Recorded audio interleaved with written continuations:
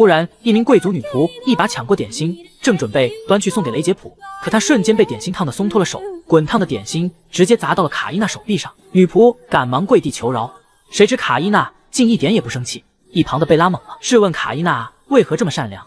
谁知卡伊娜突然脸色一变，语气中带着阴险的说道：“你觉得我会这么善良吗？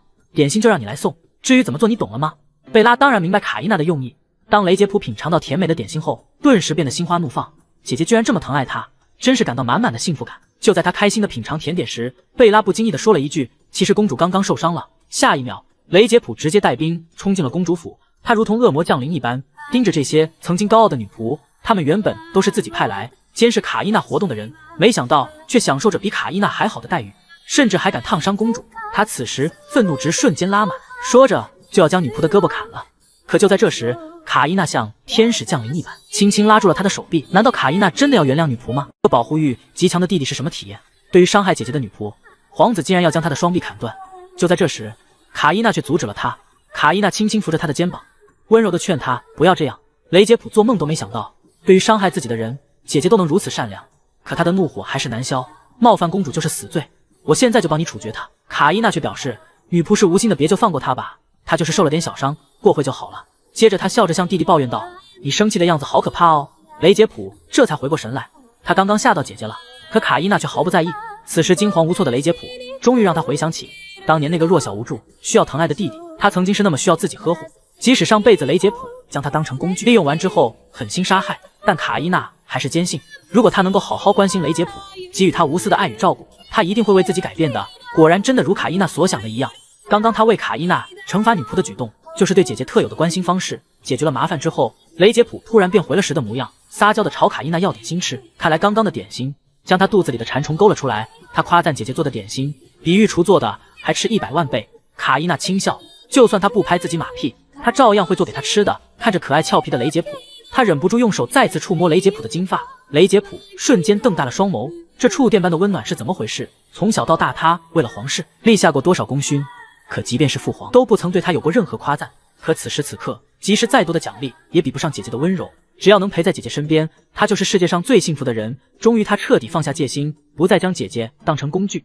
而是唯一可以信赖依靠的人。卡伊娜安抚雷杰普的消息很快就在整个皇宫传开，大家都对卡伊娜赞不绝口，唯独雷杰普的谋士十分担心。他之所以待在雷杰普身边，就是觉得自己能驾驭这头暴怒的公牛。可卡伊娜的转变却让他产生了极大的危机感，他决定从此要更加提防卡伊娜。让卡伊娜没想到的是，消息同时传到了父皇耳朵里，卡伊娜正好借此机会获得了父皇的绝对信任。曾经傲慢恶毒的公主居然会原谅烫伤她的女仆，她凭借这件事不仅彻底收服了暴躁的弟弟，更让她的父皇极为震惊。父皇得知卡伊娜受伤后，关切地询问她好些了吗？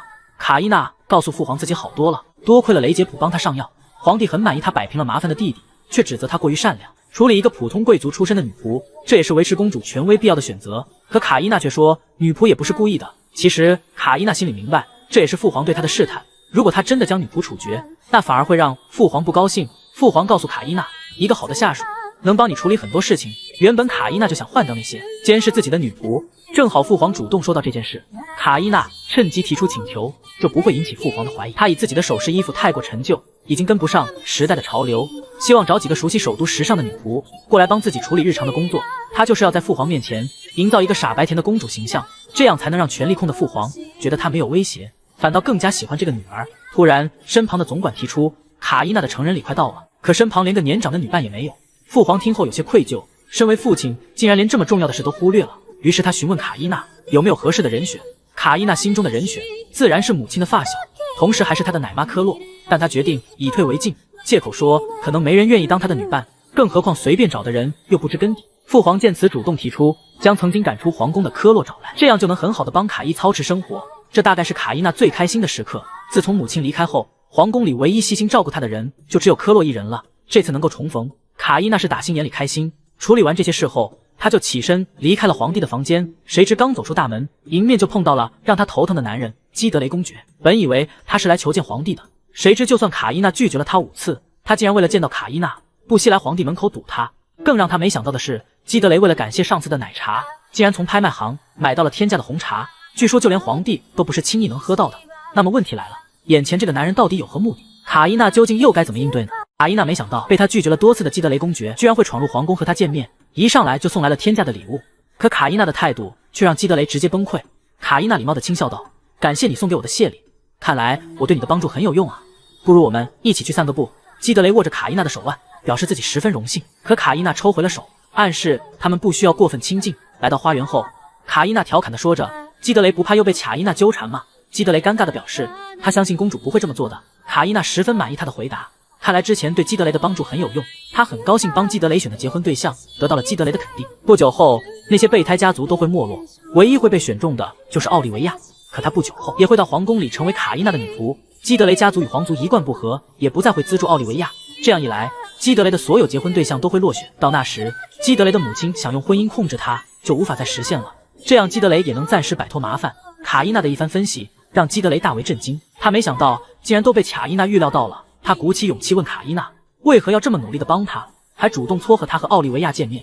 卡伊娜应该很讨厌奥利维亚才对，谁知卡伊娜淡淡的说，曾经的那些怨恨、嫉妒都过去了，甚至爱情对他来说都不重要了。基德雷瞪大了双眼，他实在没想到卡伊娜会有这样的反应。